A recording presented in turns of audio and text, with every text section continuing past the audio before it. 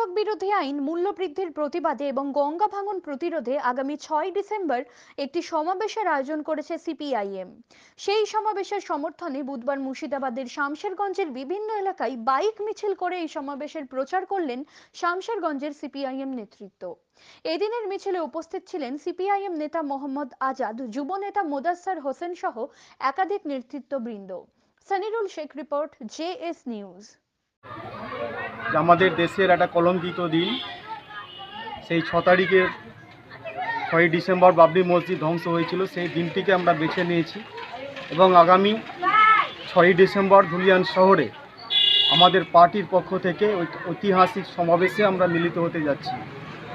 এই সমাবেশের প্রধান বক্তা আমাদের সিপিআইএম পলিট ব্যুরোর সদস্য এবং প্রাক্তন সাংসদ কমরেড মোহাম্মদ সেলিম। এই সমাবেশের উপস্থিত থাকবেন আমাদের পার্টির কেন্দ্রীয় কমিটির সদস্য কমরেড নৃপেন চৌধুরী। এই সমাবেশকে সফল করার লক্ষ্য এবং উদ্দেশ্য নিয়েই মূলত আজকে আমাদের এই বাইক র্যালি হাসাইপাইকড়া এবং দোগাছি এলাকায় আমরা পরিক্রমা করব।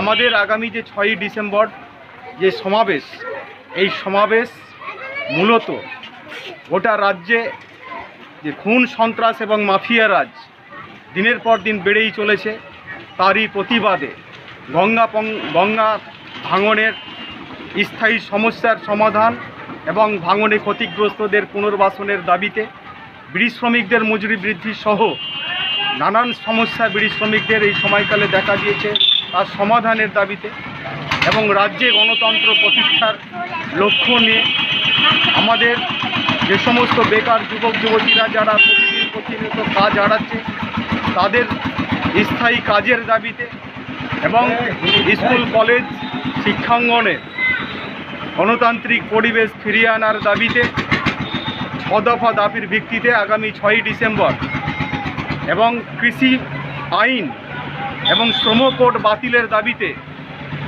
আগামী 6 ডিসেম্বর যে ধুলিয়ান শহরে ঐতিহাসিক সমাবেশ, এই সমাবেশকে সফল করার লক্ষ্য উদ্দেশ্য নিয়ে আজকের বাইক মিছিল।